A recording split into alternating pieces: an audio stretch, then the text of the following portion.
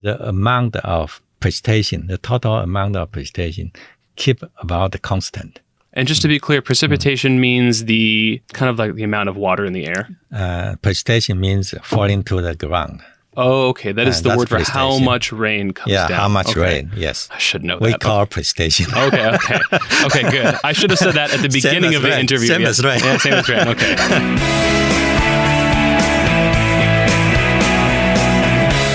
Hey there, and welcome to Taiwan Talk, where we share the stories of people living in Taiwan. I'm Trevor Tortomasi, and joining me in the studio today is Cheng Ming-Dean, the Director General, 局长, of the Central Weather Bureau, or the CWB. You might use it to check the weather. Mr. Cheng, thank you for joining us today. Yeah, it's my pleasure to be here. And some people say we only talk about the weather if there's nothing else to say. But I have never been this excited to talk about the weather. But there's more. The Central Weather Bureau is the Taiwanese government's research and forecasting institution for not only weather, but also ocean conditions, seismology, earthquakes, and get this, astronomy. Astronomy, yes, a little bit. So we have a lot to talk about. Yes. First off, we'll start simply. Can you tell us about the main functions of the Central Weather Bureau? Yeah.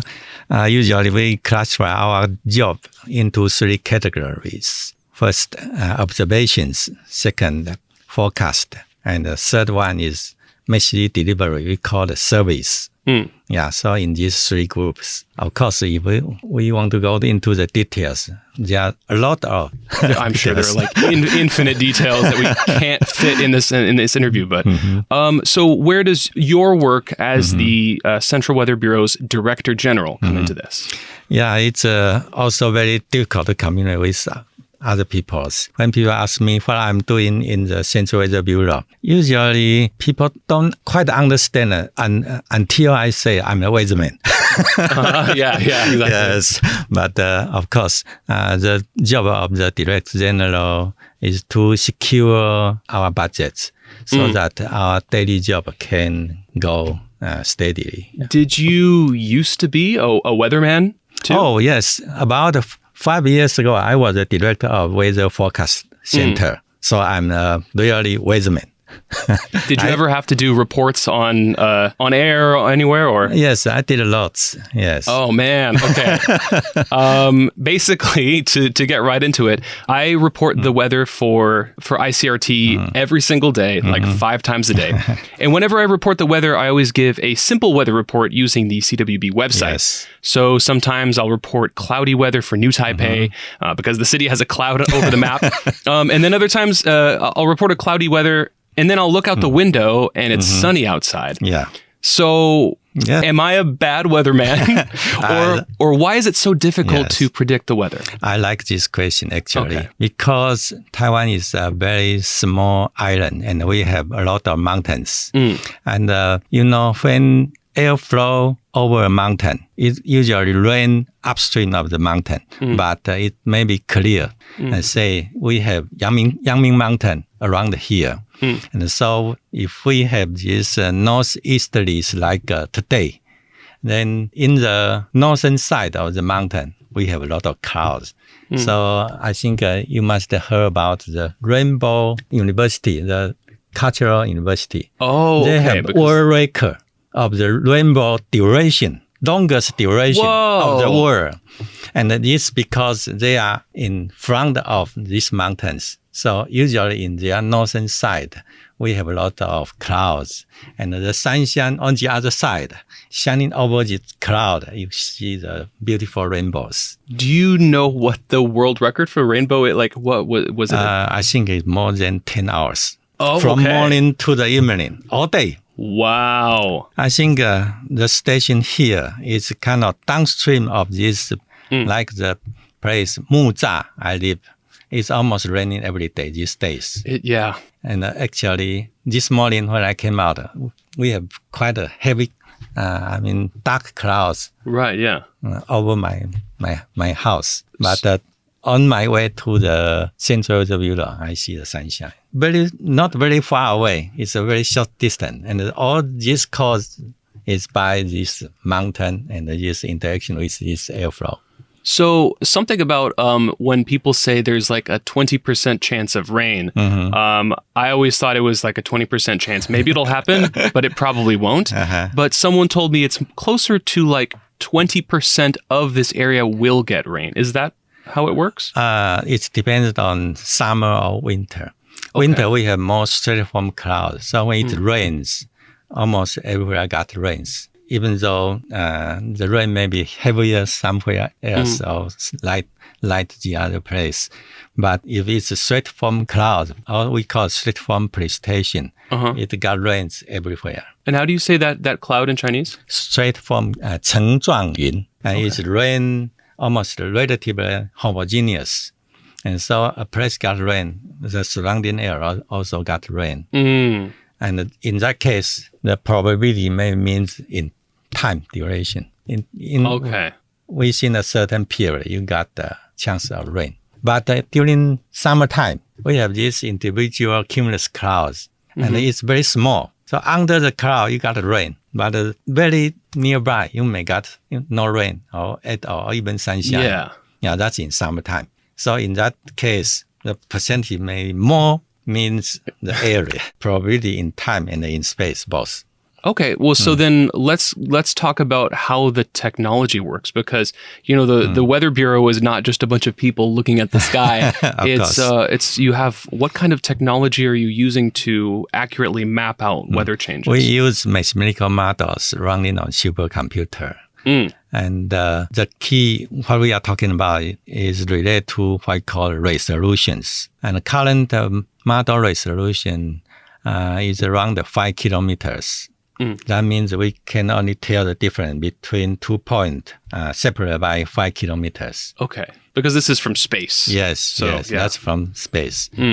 But I guess maybe 10 years from now, we'll be able to put the model resolution to we call it under 1 kilometer. Under 1? Oh, okay. That's like 5 times better. Then in that case, we can see, we call it the shadow of the mountains. That means downstream of the mountain, we have area has less chance of rain. Okay, and I also read recently that Taiwan is already getting ready to send another satellite into space, a weather satellite. How do these weather satellites, they're taking the pictures that help you use this technology? Okay, we have 2 types of satellite. One, of course, is picture, but our satellite for picture is not, its main purpose is not for meteorology. That's for other purpose. And the one we use in meteorology, we call the Formosat. Oh, Formosat, yeah. Formosat 3 and 7. Okay. 3 already retired. Okay. And then now we have 7 on the space. We have 6 of them. They're orbiting the Earth. Orbiting the Earth, yes. And from this orbiting process, we can retrieve we call the sounding of the atmosphere. That means the temperature change in high. Whoa. Plus some information on the lower part of this humidity profile. And that will help our weather prediction. And how are you sensing the temperature and the humidity profile from space? Yes, from space. We call it's... if you need to, you can say Chinese too. Even Chinese is difficult. Oh, okay. There's 2. Actually, it uses the signal from GPS satellite. We have the satellite receiving signal from GPS satellite. Okay. And during the pass, the time between these 2 satellites depends on the temperature of the atmosphere. Man. Okay. And if we have a lot of this pass, we can retrieve a lot of temperature informations. Wow. And then there's it's very complicated. It sounds incredibly complicated. Yeah. But there's like 6 of these satellites out there doing their job. Wow. Yeah. Okay. With all of this stuff that the Central Weather Bureau has to help it accurately map and predict the weather, what new technology do you wish the Central Weather Bureau could have? Okay. We have 2 we call mainstream technology. One we call the nowcasting. It's based on observations. We need more higher resolution observations, both in time and space. Last generation radar we call is Doppler radar.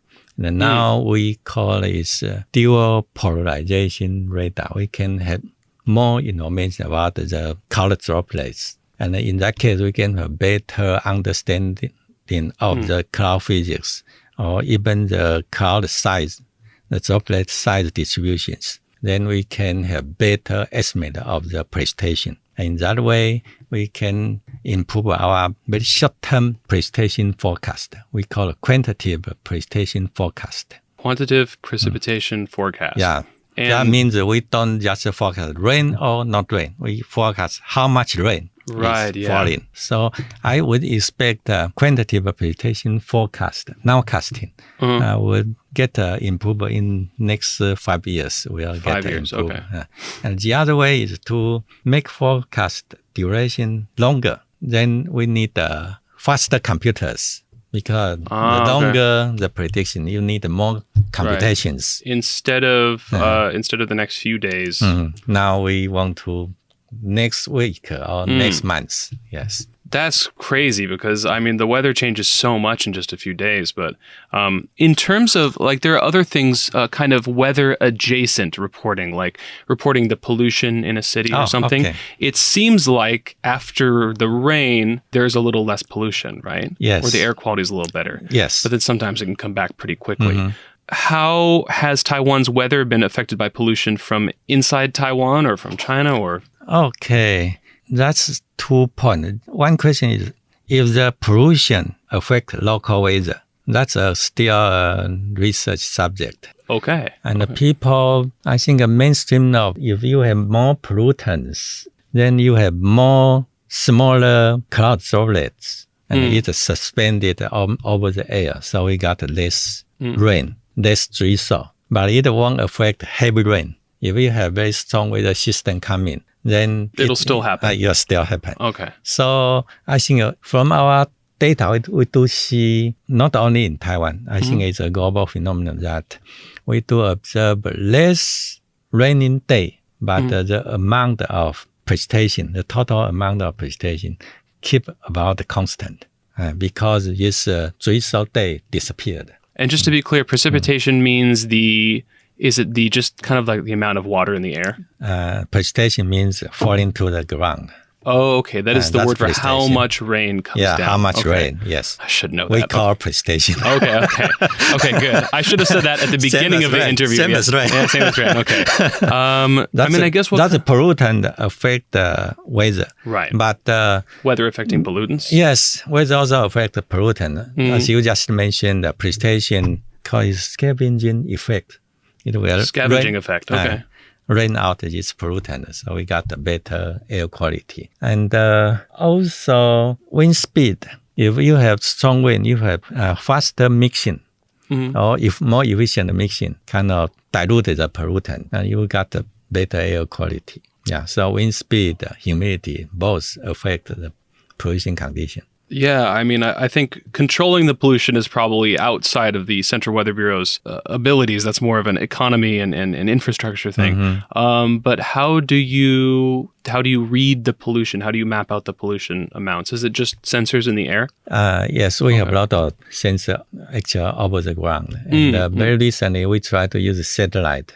Satellite can get that too? Not very accurate, but can have. At least we can tell if this air pollution is coming from abroad. Right. Yeah. Domestic. We won't place blame on any one country. We can say abroad. Yeah, for sure.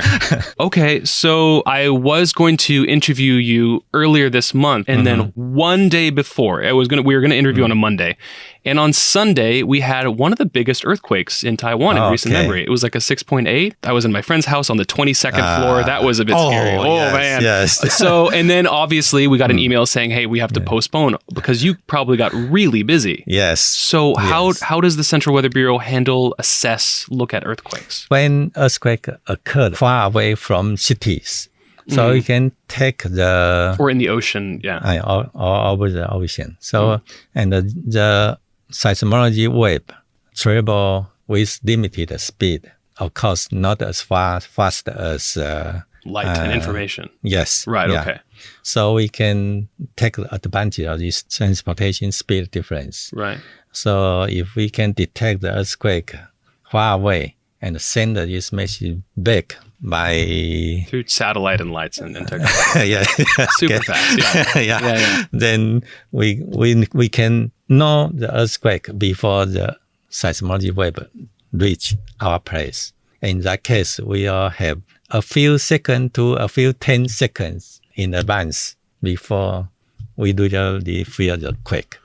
One is the magnitude of the earthquake. Magnitude, right. Yeah, that's about the energy release. Okay. The other is the degree of shaking. The severe We need shaking. to fit these two criteria to send out this warning message. And the magnitude needs to be greater than 5. Oh, greater than 5. Okay. I've noticed that, I mean, when I was living in the U.S., they would report things, as far as I could tell, just on the Richter scale or something like that. And when I came to Taipei, I think that's the magnitude. That's the magnitude. Okay. And then it seems like there's a different level. There's on Taiwan's severity scale, there's like a different set of numbers. Yes, it's not the same, but the difference is quite minor actually. We compare both. Pretty comparable. Pretty close, yes. And then a 6.8 is, I mean, it goes up exponentially too, right? Yes, like a 7 is much stronger than a 6. 0.2 means double the energy. 0.2. Whoa. Double the energy. Okay, yeah. And how strong was the 921 earthquake? GRE? I think 7.3. Okay. So it's difference 0.5. And 0.5 means about 5 or 6 more times more energy release. That's a lot. Is there any way to tell what kind of earthquakes we'll have further in the future, or we really just don't know? Because I know a lot of people have been guessing and saying there should be a big one every 100 years or this and that, but there's a lot of speculation. How far can we really predict an earthquake? Okay, I think it's based on the assumption that the geophysical structure is like the tectonic plates. It's very light scale, and so it changes very slowly in time. So what happened before would happen in the future. So people try to analyze what happened in the past and use that statistic applied to the future. They call a reoccurrence period. Okay. Sometimes say big one maybe 70 years or 100 years or 200 years. But statistics is statistics. It's not it's not a surefire way to know. Not sure, yes. Okay. I think a lot of people try to predict the earthquake, but try to figure out if there is any precursor before big earthquake. And there may be some convincing evidence applicable someday in the future. Right. Yeah. I remember, that weekend in September where we had all the earthquake news. The first earthquake hit and everyone was a little surprised. And I remember reading online that it was likely a precursor to more aftershocks or more earthquakes. And then we, in fact, did get an even bigger one. So they don't always say that, but that time they did. So they could tell that there was a pattern happening. Yes. Actually, I'm not an expert on this area. Okay, then we won't blame you. But I asked my colleague, they explain if this earthquake happen on some type of force, it will have aftershock. But if the earthquake happen on, they call it submerged layer, that will less aftershock. Less aftershock. Okay. Different type of earthquake. So I guess here's a pretty big question. How is Taiwan's weather being affected by climate change? Oh, a lot. Yeah. I remember when I was a high school student, we needed to change our uniform from summer uniform to winter summer. The time is October 1st. That's very clear. It's summer in the winter. If you don't change uniform, you'll feel cold. So start from October 1st. Right, yeah. But now we are in October now. Yeah. And we still feel it's like summer. Winter is shortening in recent year, and the summer get longer. And of course, spring and fall is not very clear in Taiwan. That's temperature. That's temperature, yeah. But we actually worry more about the change in precipitation pattern, because I think our agriculture, our daily work somehow adjust to our climate. And especially we have very limited area for reservoirs. So the capacity to save water is limited. And so what we see here is a tendency that the dry season get longer and the wet season gets shorter. That means we need to save more water to use in this drier period. Yeah, last year we were reporting on so much drought. The reservoirs all over Taiwan were drying up because there wasn't enough rain. And then this year, it must have been, at least for northern Taiwan, it was almost like 4 or 5 straight months of rain almost every day. Yes. So we do have some explanation of this different weather type.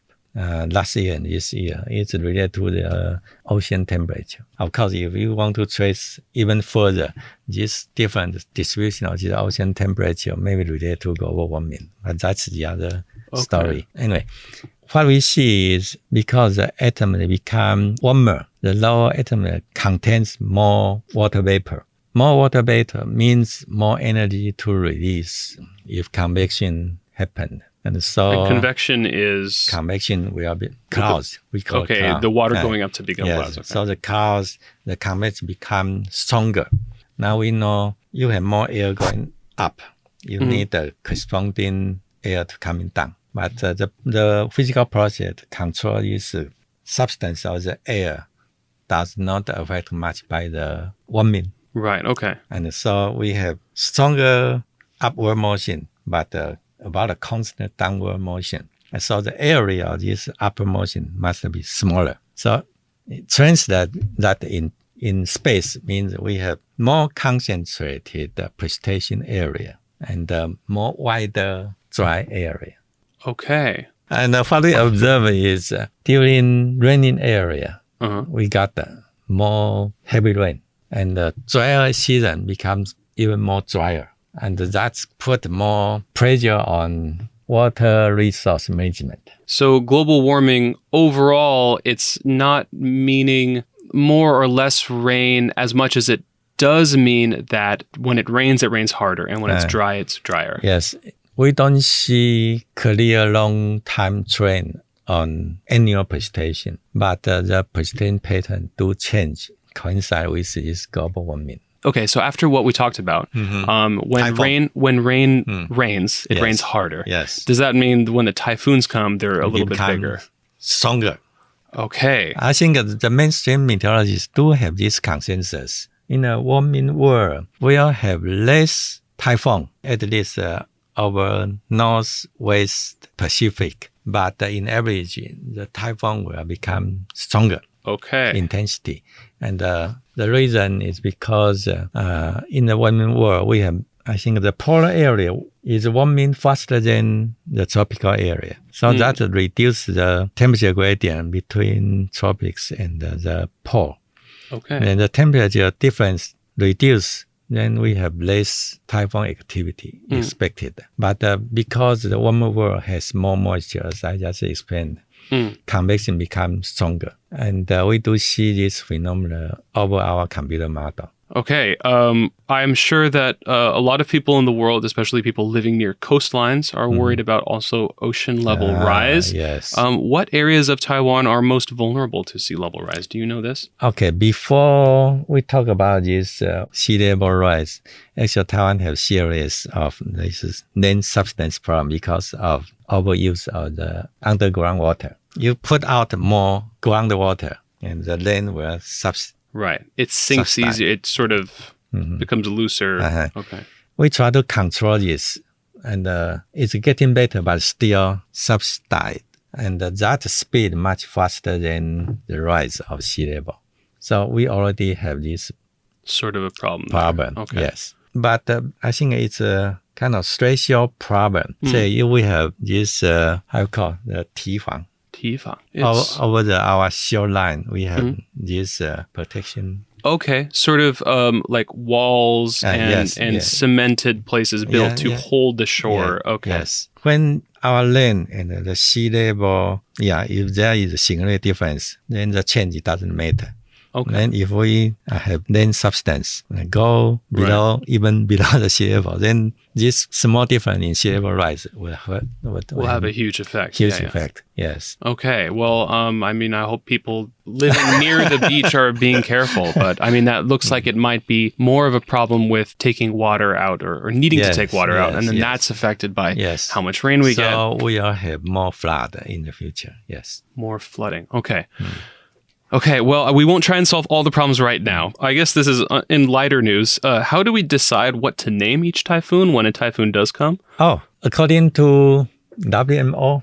The WMO is? World Meteorology Organization. Okay. Yes. Today I learned. I think they separate the Earth's ocean over 10 areas. Over the Northwest Pacific, they ask, I think, a Japan Meteorological Agency to in charge of this naming process. So they have a name list provided by 11 countries. They just follow these tables. Okay. So they already know what the next typhoon is going to be named, and maybe a year ahead of time. Yes. But if they think the name is not good enough or they don't like the name, they may change that every year. And then that's only if the starts as a tropical depression, right? Is that the lowest level? Yeah, tropical depression. And then after tropical depression, it gets a little stronger. Tropical storm. Then and you then got the name.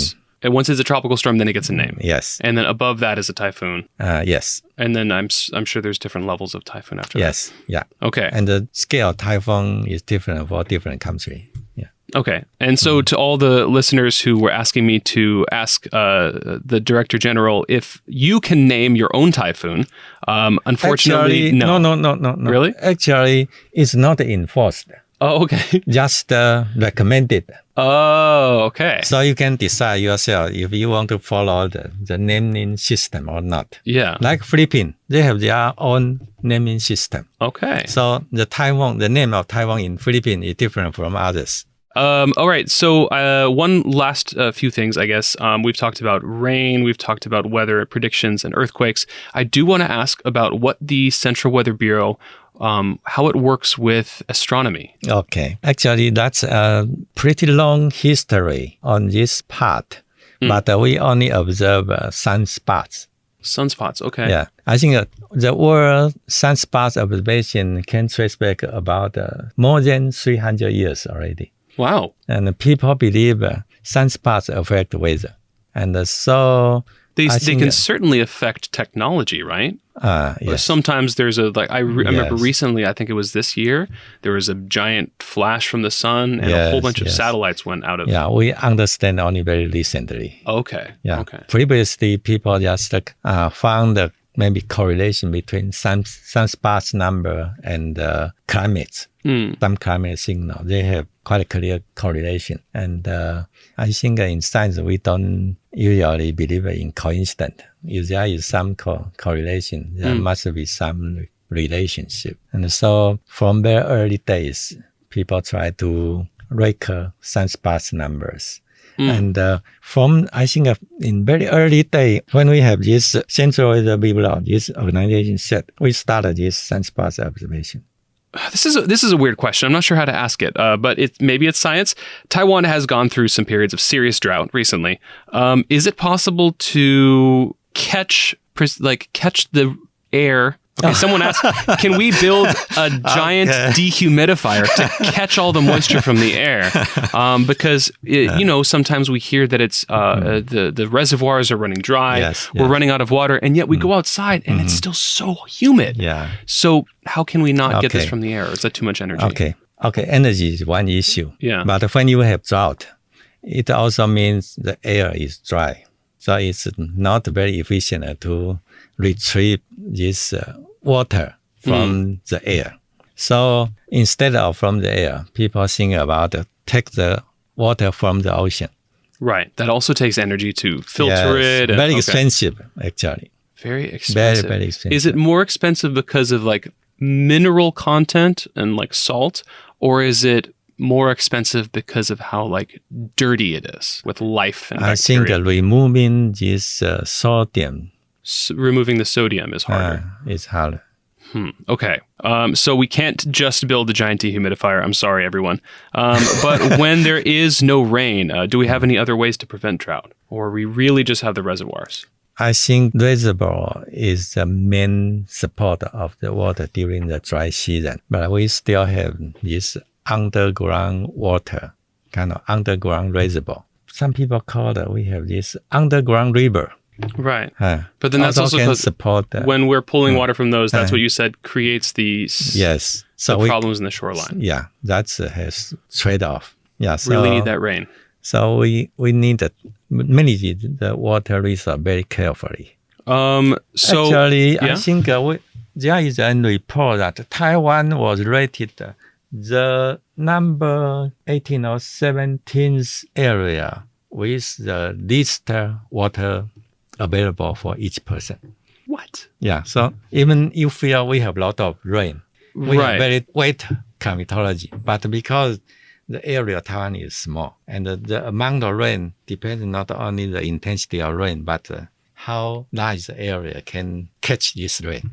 Okay, I have one more question about rain, and this is one that's been sort of I've been asking for a long time. Every single time in Taiwan, I go out without an umbrella if I think the rain is not that bad today or something. A lot of my local friends will say, "Oh, you have to be careful. The rain will make you go bald." Yes. Can you provide any sort of scientific clarity on what people are worrying about and how much the rain is actually going to make people go bald? I'm sorry if this is not your job, but I'm very curious, and I don't know who else to ask.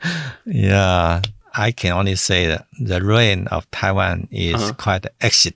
It's quite acidic. Yes. Compared to world standard, yes. Because compared to world standard, okay. And is that because of, the convection from the oceans around us? The ocean is what has the acid in it, or? Yes, ocean is one source, but mainly from air pollution.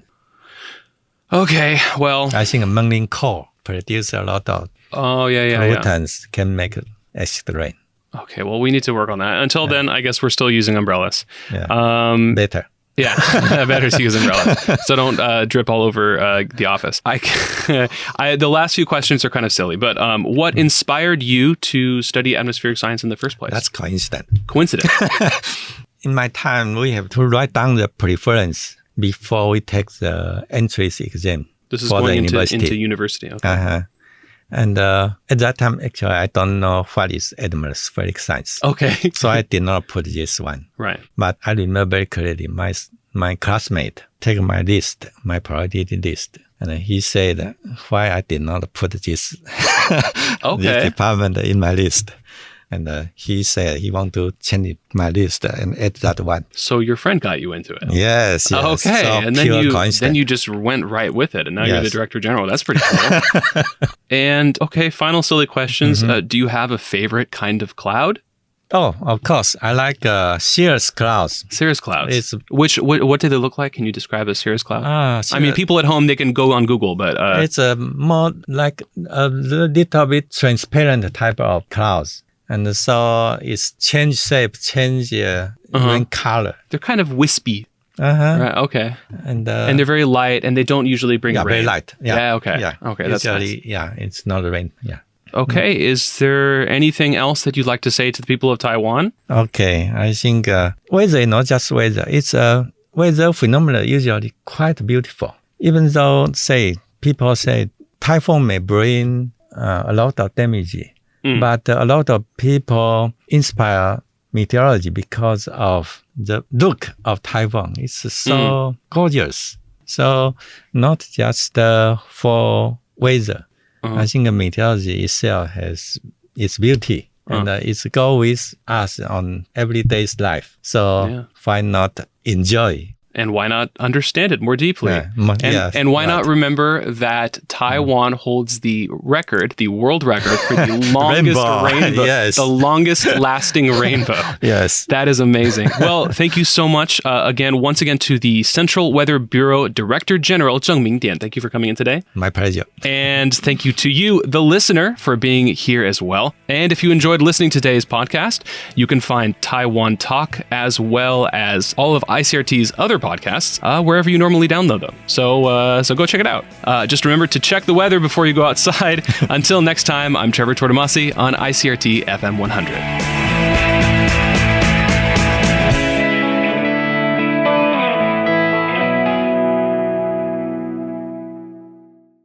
If you'd like to hear more from ICRT, you can check out our other podcasts. We've got Taiwan This Week, a roundup of the news in Taiwan every Friday, English in the News for useful English expressions explained in Chinese, and EZ News, spelled with the letters E and Z, for simplified daily news. For some lighter news in both English and Chinese, check out News Bites and News for Kids. And if you enjoy them, tell a friend.